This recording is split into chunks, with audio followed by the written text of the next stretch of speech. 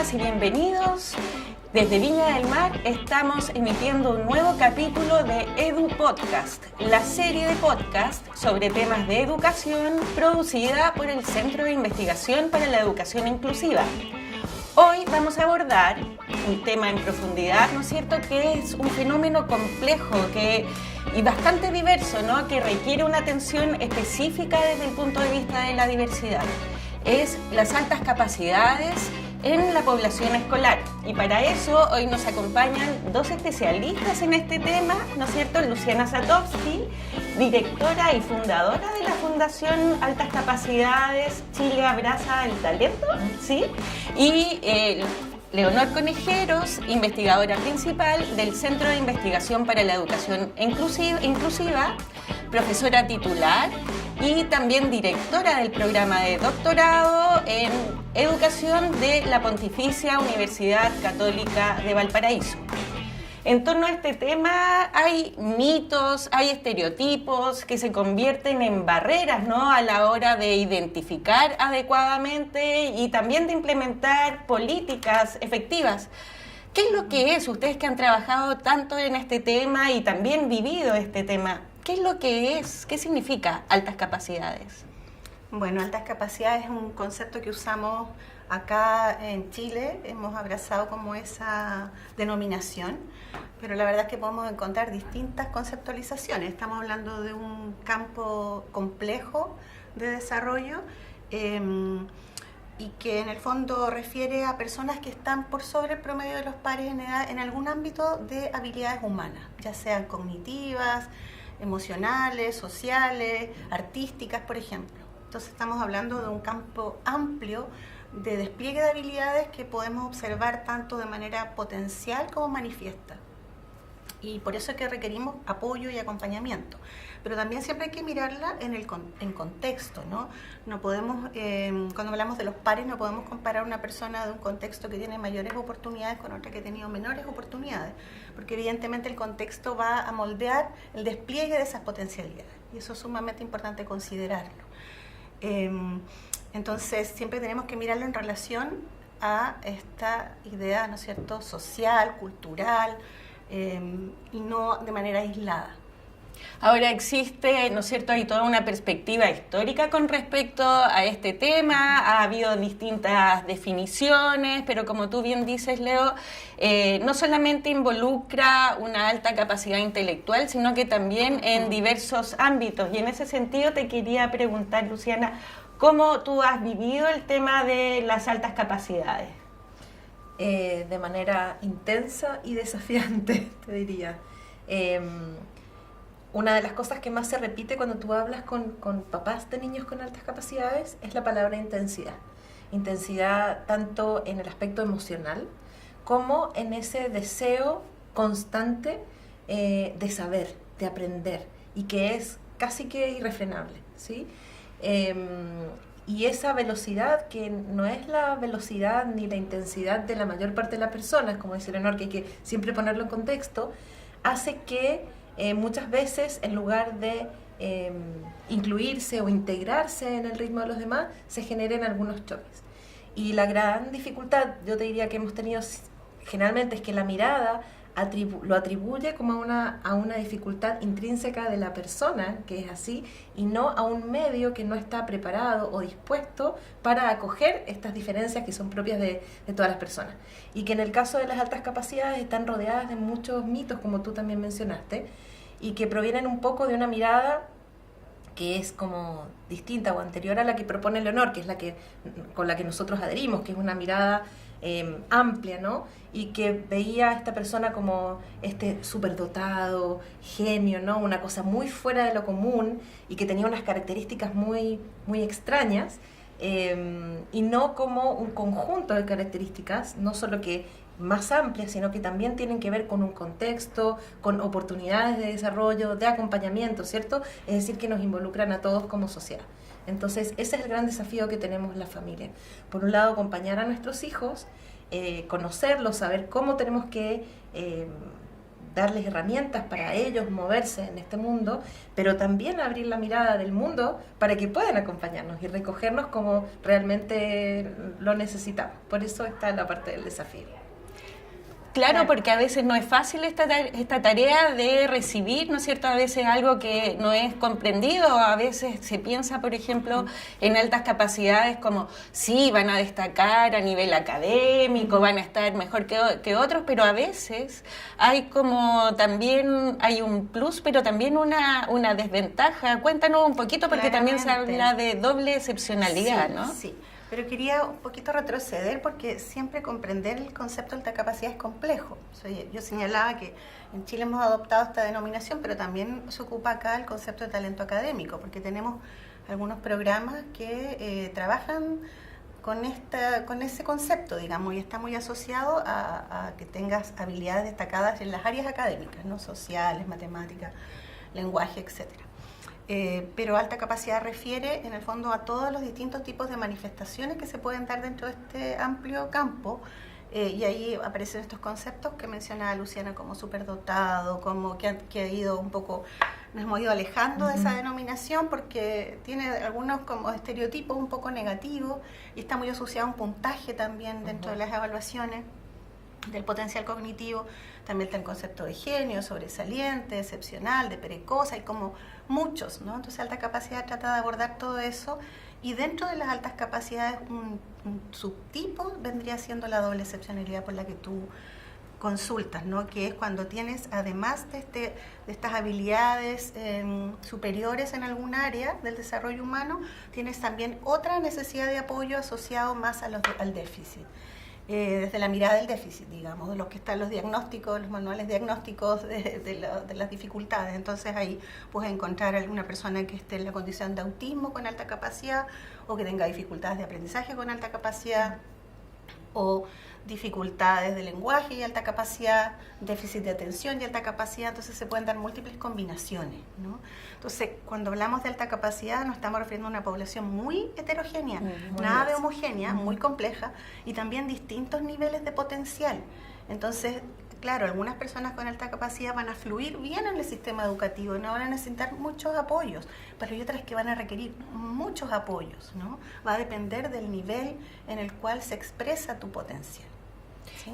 Y en ese sentido, yendo específicamente al aula, ¿no es cierto? ¿Cuáles son los principales desafíos? Porque cómo abordar, existe, según entiendo, ¿no es cierto? El diagnóstico resulta clave también, como para poder implementar cierta pedagogía, ¿no es cierto? Que también resguarde los principios de la educación inclusiva. ¿Por qué se hace necesario, en el fondo, garantizar también dentro del aula estos derechos, pero cómo se pueden garantizar más que nada? Bueno, cuando hablas de la educación inclusiva, qué bueno que lo mencionas, porque tendemos todavía a pensar que educación inclusiva refiere a discapacidad, ¿no? Una mirada muy de déficit, cuando en realidad la educación inclusiva busca atender la diversidad, o sea, a todos, ¿no? Y brindarle a cada uno lo que necesita. Y también aquí entra el grupo de altas capacidades, y desde la Declaración de Salamanca ya viene mencionado, lo que pasa es que no se ha considerado. Y en ese sentido las aulas deben poder responder a la diversidad, sabemos que es súper complejo. Y que también las instituciones de educación superior, en la formación de profesores, yo trabajo en una escuela de pedagogía, tenemos una responsabilidad en eso, ¿no? Y lo primero es visibilizar. O sea, si no lo conocemos, si no sabemos que existe, no lo vamos a ver. Y todo el trabajo y el esfuerzo que hemos hecho durante todos estos años ha sido visibilizar, pero todavía no es suficiente, ha ido muy lento. Y esa visibilización inicial luego tiene que bajar, ¿no es cierto?, a cambio de las prácticas pedagógicas. Y ahí las metodologías de enseñanza, las estrategias, tienen que ir modificándose, el currículum también. O sea, necesitamos hacer un currículum más desafiante, más complejo, que pueda avanzar a atender esta diversidad. Y eso todavía no ocurre. Sí, me gustaría complementar lo que dice Leonor, porque es súper interesante. Hay como mucho temor por parte del sistema educativo a hacerse cargo de esto, por varios motivos. Primero, porque como que el criterio de organización del sistema está centrado exclusivamente en los rangos etarios. y no en otros aspectos que también son parte del desarrollo evolutivo de las personas, ¿cierto? No todos somos iguales a cierta edad, ni necesitamos las mismas cosas. Sin embargo, el currículum pareciera, o la interpretación que se hace del currículum, es que necesitamos cubrir una cantidad de contenidos en un determinado momento de la vida. Cuando en realidad el currículum lo que propone es formar pensamiento crítico, desafío, ¿cierto? Es una mirada mucho más amplia y a veces se confunde el contenido, ¿cierto? Y los objetivos específicos con lo que plantea el currículum. Desde esa perspectiva no debería ser complejo, porque tú lo que necesitas es enseñarle a una persona a pensar y desarrollarse y llegar al máximo. Eso es lo que plantea también la legislación. Y parece que a veces nos olvidamos de eso y nos quedamos pegados en los objetivos curriculares como la materia que tengo que pasar. Y por eso es que un profesor se asusta y dice, pero si este niño va más rápido, se va a dejar atrás al otro o se va a quedar sin qué ver, cuando en realidad las posibilidades de seguir aprendiendo son infinitas, incluso dentro del mismo objetivo curricular en el que tú estás, porque siempre puedes profundizar, siempre puedes desafiar. Y la palabra desafío a veces también produce un poquito de temor. El desafío es básico, y no solo desafío para algunos, el desafío en general. Tú desafías y cada uno va a ir respondiendo en la medida de sus posibilidades. Y se va a ir complementando y se va a ir generando una sinergia muchísimo más enriquecedora. La diversificación en el aula para mí es la clave y es uno de los puntos en los que más insistimos, porque nos parece que es la herramienta que más le puede ayudar al profesor en el aula a pensar estrategias de cómo lograr esa diversidad, ¿no?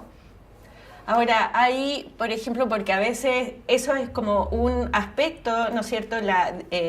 Son como los retos que tienen los docentes, pero también hay retos mayores también, además de ese, ¿no? Que tiene que ver con la formación, que tiene que ver con los recursos, con el tiempo disponible, con un sistema que es altamente demandante.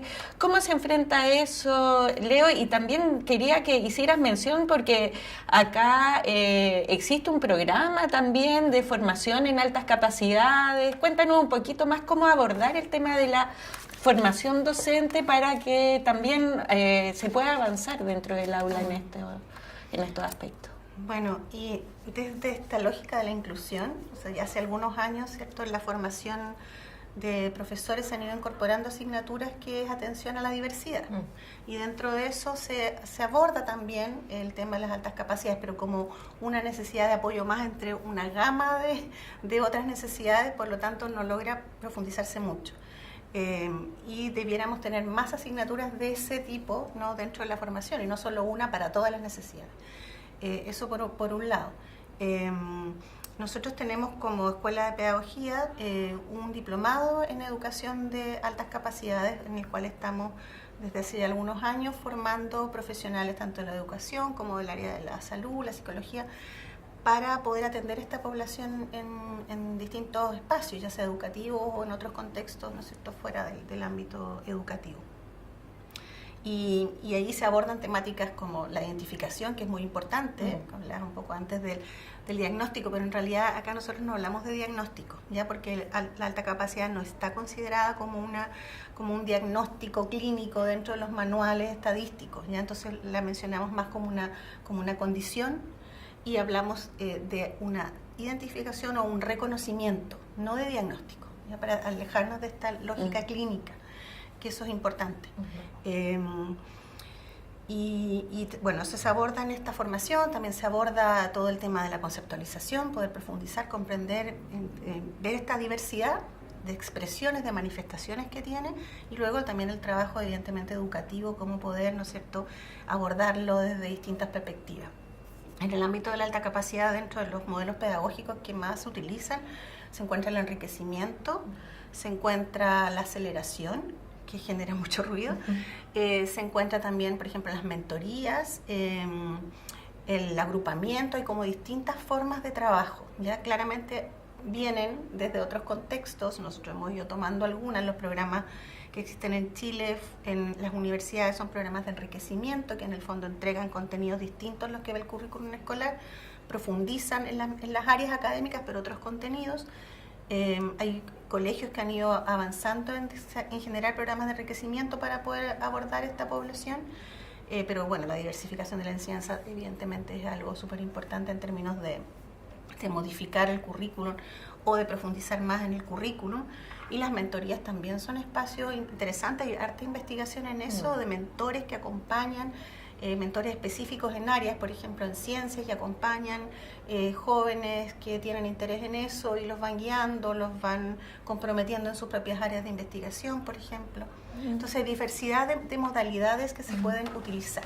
La aceleración es una que se usa mucho en distintos lugares del mundo, en muchos países de Latinoamérica que tienen legislación, nosotros no, pero acá genera mucho ruido siempre. Y algunos le llaman flexibilización de la enseñanza, con esta posibilidad de moverse, que la aceleración tiene que ver con poder avanzar más rápido en el currículum.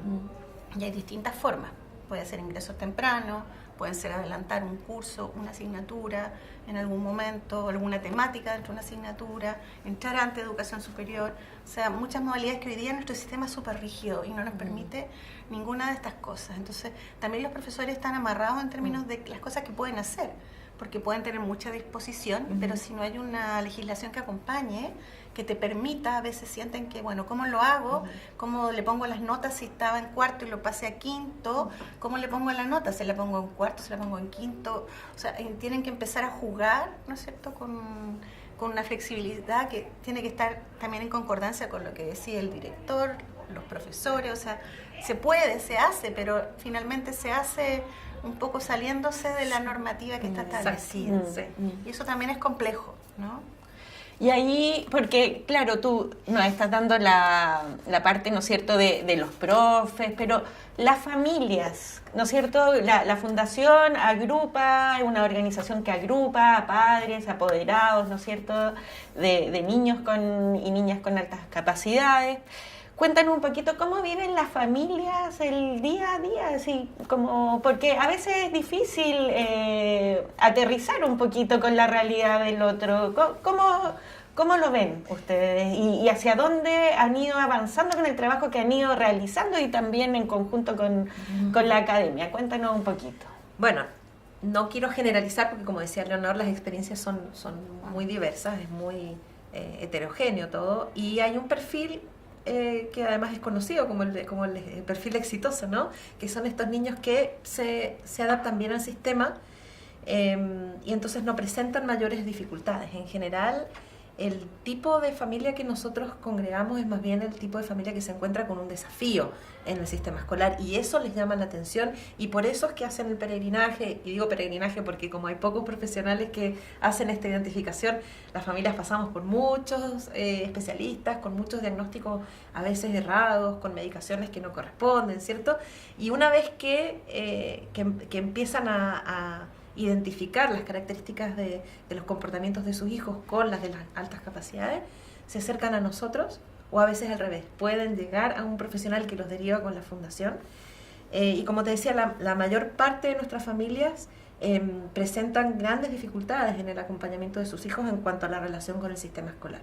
Son niños que se aburren, que no quieren ir al colegio, que estaban entusiasmadísimos, que soñaban con llegar por fin a aprender tales cosas, y el sistema les queda chico y es muy rígido.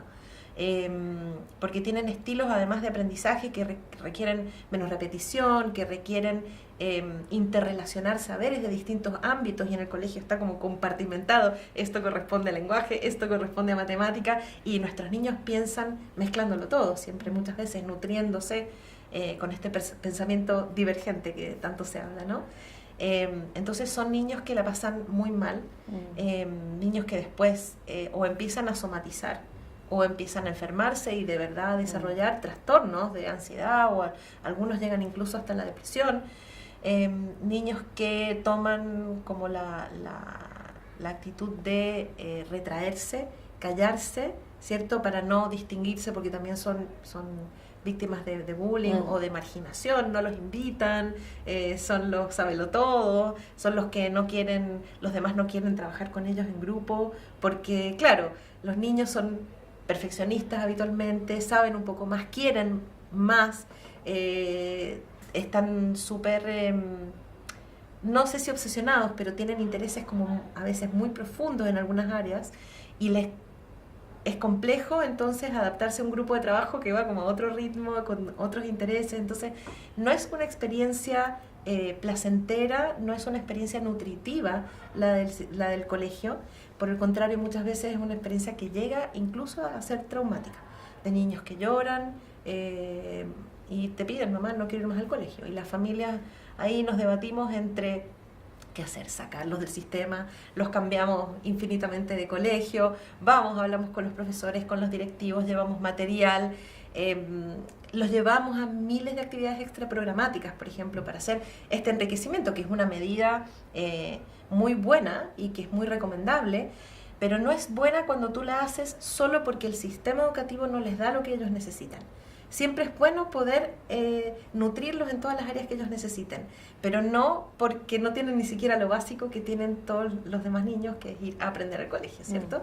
Entonces, la experiencia escolar suele ser, para la mayor parte de las familias que nosotros agrupamos, y para el relato que también recogemos de la mayor parte de los niños con altas capacidades, una experiencia negativa, muy difícil. Claro, sí. Ahí se vive un poco la exclusión, ¿no? Sí.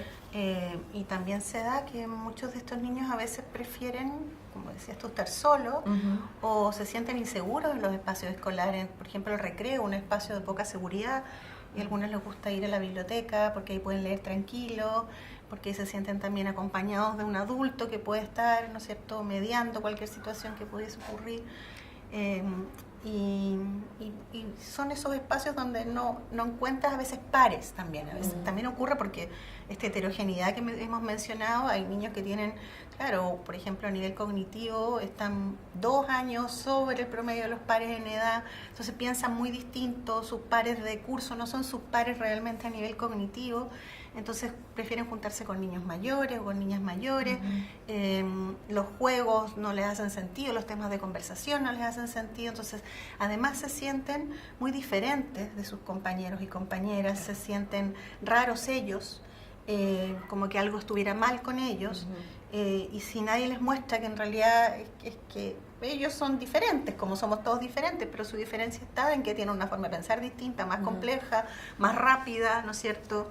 Diferente pero no malo. Diferente, claro. Diferente pero no malo, o sea, eso, si no se los mostramos, es un riesgo para el desarrollo de la identidad también, ¿no? Y el bienestar emocional, la satisfacción con la vida, entonces, porque está este riesgo de sentir que yo soy el que está mal, hay algo mal en mí.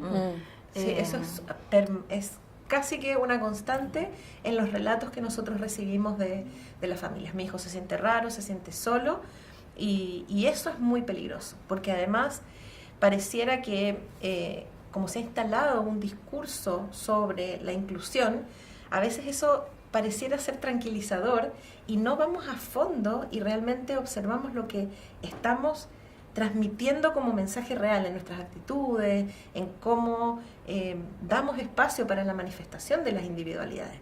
Entonces es distinto decir, sí, yo no te voy a excluir, ¿cierto? Pero después en las actividades siempre dejo, por ejemplo, en las actividades deportivas siempre dejo que elijan al equipo, y entonces el que no es tan bueno para la pelota siempre queda para el final. Yo no le estoy diciendo que él es malo, pero el contexto le está diciendo, tú nunca eres elegido. Y eso se repite constantemente. Cuando un profesor no le dice a un alumno, baja la mano, o no lo deja opinar y le dice, yo ya sé que tú sabes, ¿cierto? Le está dando un mensaje muy complejo a un niño, y eso marca lo que dice Leonor, marca la formación de su autoimagen, y después es complejo sacarlos de ahí, ¿no? Y otra cosa importante que dijo Leo, a veces el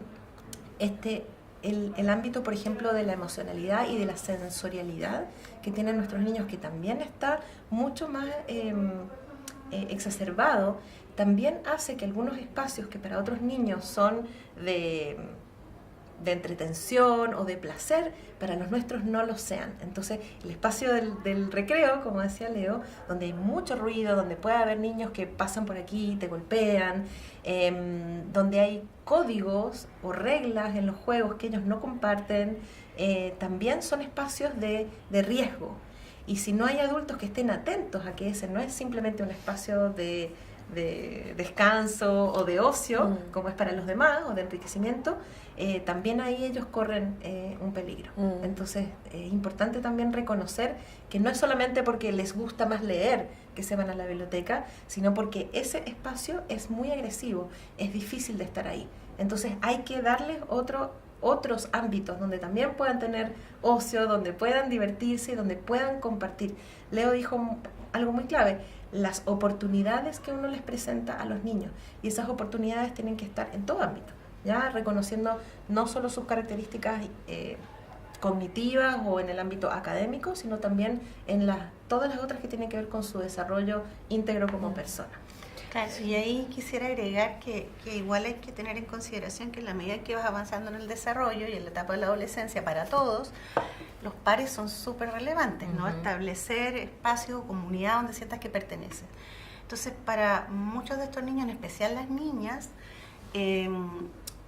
tienden a negar sus propios intereses para ser aceptados por el grupo. Entonces puede que haya una niña que le interesa aprender de geología y las rocas y todo, pero ninguna de sus amigas le interesa ese tema, quieren hablar de otras cosas. Entonces finalmente va relegando, ni siquiera comparte sus propios intereses para ser aceptada por el grupo.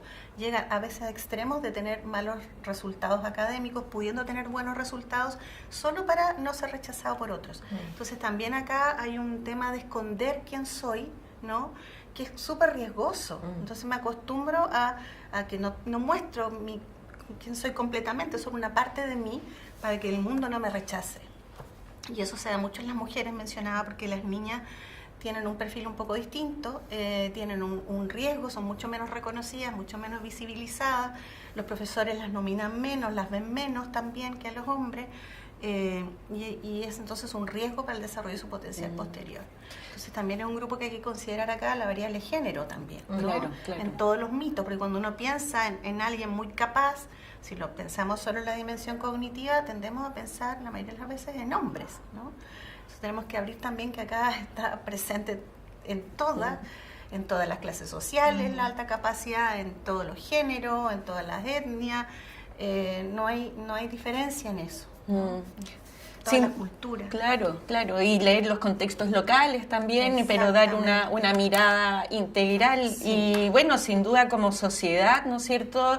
Y desde la perspectiva de una justicia educativa se debe atender también a estos chicos que la prevalencia, estaba viendo, es difícil poner, pero aproximadamente difícil. Es como un 10%. Sí, lo que pasa es que ha ido variando y todavía no hay consensos en eso. O sea, tenemos lugares todavía donde consideran una prevalencia de un 2%, otros de un 5%. Nosotros acá hemos adscrito a un modelo sociocultural que es de un canadiense que se llama François Gagné, que habla del 10%, ¿ya? Pero hay otros autores que tienen modelos que hablan hasta el 20%. Entonces no hay consensos en eso. Es importante ahí que uno tiene que ir tomando decisiones teóricas, ¿no? Desde dónde yo me voy a situar para comprender, porque además desde donde yo me sitúo para comprender va a impactar la identificación, el reconocimiento. Porque si pienso en un 10% es más amplio el rango que miro, si pienso en un 2% es mucho menor. Y eso está muy asociado todavía a puntaje, ¿no? Pensando en el ámbito cognitivo, pero pensemos que hay diversidad en las altas capacidades y en otras áreas no hay prevalencias tan claras, ni tampoco hay instrumentos tan claros de identificación. ¿Cómo identifico un talento musical, una alta capacidad musical? ¿Cómo identifico la alta capacidad en el deporte? Con una prueba, básicamente son personas expertas en el área que te ven y te reconocen esas habilidades, ¿no? Han habido intentos de establecer instrumentos para poder evaluar y tratando de avanzar en eso. Lo que más avance hay es la evaluación cognitiva hoy día. Pero también hay que mirar que alta capacidad está en las otras áreas. Claro, y prestar atención a eso, porque sin duda también hay un potencial enorme como sociedad si es que se aborda bien, en vez de que se vayan excluyendo o minimizando las capacidades. La idea es que se pueda desarrollar, todos los niños, niñas y adolescentes puedan, a través del sistema escolar, también desarrollar al máximo su potencial. Entonces, y entender el impacto que esto tiene. Porque cuando hablamos de altas capacidades, bueno, nosotros como fundación acogemos a familias de niños, niñas y jóvenes, pero esto es una condición que te acompaña toda la vida. Y lo que estamos viendo ahora muchísimo, se está poniendo mucho en evidencia, es cómo los papás, en la búsqueda de respuestas frente a sus hijos, empiezan a reconocer sus propias historias. Y son personas que relatan un impacto habitualmente negativo de sus experiencias de la infancia, ¿cierto? Entonces, no perder de vista que estamos formando personas, estamos acompañando personas que el día de mañana van a ser adultos con cosas pendientes, ¿cierto? Y también cómo el tema de la alta capacidad en los adultos, ya sea identificada o no identificada, impacta en nuestra sociedad. Es decir, es un deber que tenemos todos como sociedad de reconocer a un porcentaje de nuestra población que requiere de acompañamientos específicos. Y de una mirada verdaderamente inclusiva, ¿cierto? No solamente desde las políticas, que son importantes, pero desde nuestras conductas cotidianas. Y quisiera retomar esto que dice Luciana, de que están con algo pendiente, ¿no? Esta idea de que en la adultez empiezas a reconocerte a través de el buscar una respuesta para tus hijos, que no es menor tampoco, porque tiene que ver con algo sanador, ¿no? Por fin logro también como sanarme yo, a este niño o niña de la infancia, ahora lo comprendo, ahora como que también reparo, ¿no? Todo ese daño que a lo mejor sentí, o las veces que yo me cuestioné o me culpé porque yo no encajaba. Claro. Y entonces es muy, muy bonito eso que se empieza a producir cuando tú reparas, ¿no? Y comprendes quién eres, también vas cerrando, ¿no? El círculo de entender. Siempre estamos en la búsqueda de saber quién soy, pero esto te ayuda. Sí. Reivindicar la ternura también, con uno mirarse mismo, con ¿no? compasión hacia el pasado, porque lo que exactamente. habitualmente aparece es, yo no era tonto, yo no era raro, yo no era intenso. Claro, o sea, intenso sí lo reconoce, pero de verdad es como que No era el que estaba mal. Claro, ese niñito, no sé, porque tenían calificativos antes como maleducados, ¿cierto? Estos niñitos inquietos que no se quedaban quietos, que eran preguntones, que hacían preguntas por ahí como medio fuera de lugar, ¿cierto? Todas esas son cosas que se recogen lamentablemente como de una manera negativa. Entonces es importante, súper importante esto que dice la Lego, cómo sana, y nosotros en nuestro día a día lo vemos muchísimo, por lo menos en la experiencia de nuestras familias y de lo que estamos recogiendo, y lo que está recogiendo también la investigación, que ha abierto un campo bien importante también en ese ámbito. Sí, ahí quería como retomar algunas ideas porque conversaban también sobre el sistema, ¿no es cierto?, escolar, que a veces es muy rígido, y mencionabas también el tema del día a día, de la mirada desde una perspectiva inclusiva, pero yo también creo que sin duda en las aulas hay muchos profesores, muchos docentes que tienen esa mirada inclusiva, cada vez más se van capacitando, pero hay un sistema que es así, y ahí avanzamos un poco más en lo que tiene que ver con la política pública y, por ejemplo, el tema legislativo, porque hasta hace poco, ¿no es cierto?, una de las como recomendaciones que también han hecho desde la investigación es poder legislar sobre estos temas y siguiendo tendencias como de países desarrollados donde efectivamente tienen legislación que resulta efectiva. ¿Cuál es la situación en Chile? Tengo entendido que hay un proyecto de ley en curso y que ustedes han estado ahí en el Congreso con su bandera de las altas capacidades y la educación inclusiva para que efectivamente sea abordado. Cuéntenos un poquito con respecto a la legislación, al proyecto de ley que está en discusión actualmente.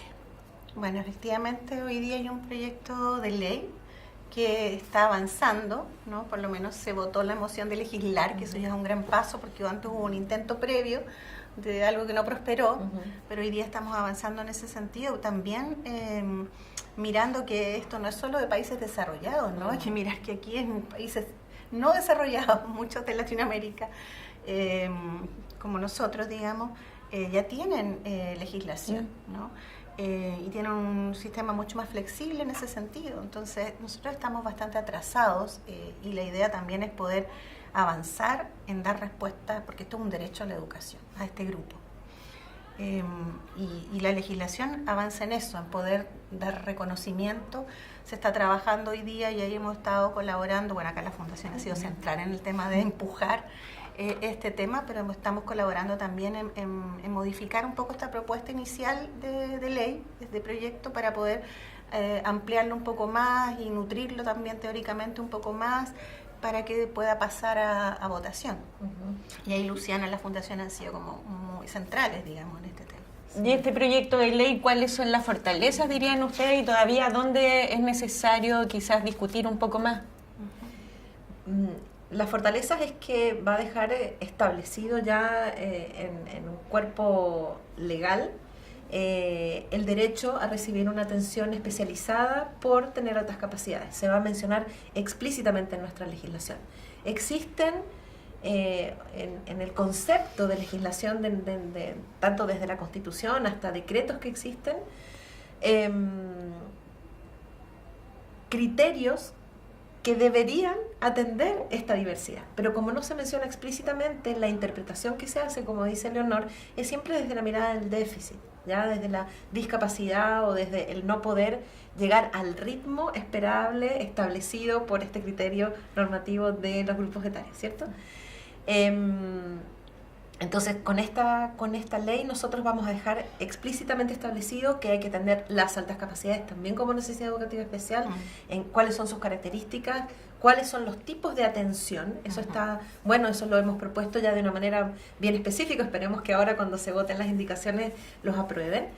Y tal vez el punto que más genere ahí un poquito de discusión va a ser esta famosa aceleración, pero porque hay una mirada también súper limitada en cuanto al concepto de aceleración. Hay una forma de aceleración que es la aceleración radical, que es tomar a un niño de un curso y acelerarlo completamente al curso siguiente. Y que eso lo permite hoy nuestra legislación solamente como el ingreso anticipado a primero básico. Y que genera mucho temor en cuanto al impacto en el ámbito socioemocional que tienen los niños de sacarlo del grupo que le corresponde por edad. La mirada amplia de la aceleración permite muchas otras estrategias y esperamos que en esta discusión legislativa entiendan en profundidad y podamos ir aplicando y dándole a los distintos profesores y a los distintos centros educativos la flexibilidad que ellos necesitan para, dentro de sus propios recursos, ir aplicando las estrategias que ellos encuentren más adecuadas para atender a todo su alumnado. Y también para que en los centros de formación pedagógica vayan formando a los futuros docentes, ¿cierto? Para que el sistema completo vaya avanzando en esta línea, así como está haciendo el tremendo esfuerzo y tiene un gran avance Chile en el sentido de la inclusión en términos generales, pero siempre olvidándose de este grupo que es el de las altas capacidades, ¿cierto? Y quisiera profundizar un poquito en esto de la aceleración que menciona Luciana, porque claramente en este proyecto de ley, como ella menciona, van a haber como algunas modalidades de atención educativa que se sugieren, ¿no? Y esta está porque es una de las que se utiliza a nivel internacional, además es la que cuenta con mayor cantidad de evidencia, ¿no? De respaldo científico de que es efectiva. Hay institutos de aceleración en otros lugares con políticas, digamos, que estudian cómo hacerlo, pero está el mito de que acelerar tiene consecuencias socioemocionales, ¿no? Que va a impactar en ese desarrollo, porque ¿cómo vas a sacar a alguien chiquitito y lo vas a llevar a otro curso con personas más grandes? Pero hablábamos hace un momento que va a depender, ¿cierto?, de cada niño. No es que es para todos, para algunos que van más avanzados y que van a requerir en esa área, ya sea curricular específica o en varias áreas, poder ir más rápido y no frenarlos, no detenerlos, ¿no? En el fondo, me acuerdo de Sonia Bralch, que fue alguien que trabajaba en este tema, y ella decía, bueno, cuando un niño quiere correr y lo limitamos y solo le permitimos caminar, ¿no? Tenemos que dejar que avancen al ritmo que requieren avanzar para desarrollar todo su potencial. Entonces, hay casi cerca de 20 distintos tipos de aceleración. La aceleración radical es cuando saltas muchos cursos, ¿ya? Y la aceleración de un curso a otro, bueno, se llama solamente aceleración, pero la radical es extrema, por eso se denomina así. Y en ese sentido, como decía, hay mucho respaldo, ¿no? Sobre todo para niños que tienen un potencial cognitivo como muy avanzado en relación a otros. Hay investigación que hizo una investigadora australiana que se llama Miraka Gross sobre estudiantes con habilidades muy excepcionales que habían tenido la posibilidad de avanzar, ¿no es cierto?, rápidamente de curso, y en el desarrollo adulto posterior tenían mucho mayor bienestar, ¿no es cierto?, en su vida que aquellos que no habían tenido ninguna posibilidad de poder avanzar más rápidamente en el currículo. Entonces también trae estas consecuencias a largo plazo, ¿no? No es menor lo que ocurre hoy día en el sistema educativo con lo que va a pasar en la trayectoria vital. Entonces tenemos que mirar las biografías de las personas, ¿no? Claro. Cómo se van desenvolviendo estas vidas. Hay un libro muy bonito que escribió Joan Freeman, que era también una investigadora inglesa, sobre las vidas de las personas con altas capacidades, como que hizo trayectoria, estudios longitudinales para mostrar qué va pasando en las trayectorias, y algunas trayectorias son trágicas, Sí. ¿no? Entonces no queremos que esas cosas ocurran. Y ahí está un poquito el sinsentido, ¿no? Porque no se aplican medidas, como por ejemplo el tema de la aceleración, por el temor de lo que pudiera ocurrir en caso de. Y en lugar de mirar lo que verdaderamente está ocurriendo y está a la vista, por no acelerar. Es decir, tú no tomas medidas por miedo a que pase algo, pero no tomas medidas por cosas que sí están ocurriendo. Pero yo creo que lo mejor de todo este proceso, es que ya no se está discutiendo si hay que legislar o no. Ya estamos en el paso de decir, ¿cómo voy a legislar? Exacto. Pero ya a todo nivel, a nivel ministerial, a nivel legislativo, a nivel colegios incluso, la mirada ha cambiado, está cambiando, y eso es un avance que nosotros tenemos que reconocer, que tenemos que valorar, que tenemos que seguir potenciando. Y a mí me gusta mucho destacar el rol fundamental que ha tenido aquí la unificación entre el trabajo de las organizaciones del mundo civil, como nosotros, como la familia, y el apoyo, el respaldo de la academia, de la investigación, y creo que esa es la clave de los avances que estamos teniendo, y queremos destacarlo porque es realmente lo que marca la diferencia y lo que puede seguir consiguiendo muchas cosas, porque hay mucho por avanzar todavía. Claro, efectivamente, y va llegando, ¿no es cierto?, esta experiencia y esta evidencia que va surgiendo de la investigación y permite finalmente llegar a la toma de decisiones, ¿no es cierto?, informadas, basadas en evidencia, y que permitan seguir avanzando también como sociedad y aprovechando un potencial enorme que hay ahí de crecimiento, ¿no? Y de niños más felices que hasta el minuto también a veces no la tienen fácil en las aulas, ¿no? Y en entornos. Entonces, esta comprensión sin duda permite seguir avanzando hacia una educación más inclusiva, ¿no? Resguardando el derecho a la educación. Así es que bueno, un tema muy interesante. Muchísimas gracias por habernos acompañado hoy, y bueno, los esperamos en un próximo capítulo de los Edu Podcast, la serie de podcast producida por el Centro de Investigación para la Educación Inclusiva. Muchas gracias, Luciana. Muchas gracias, Leonor.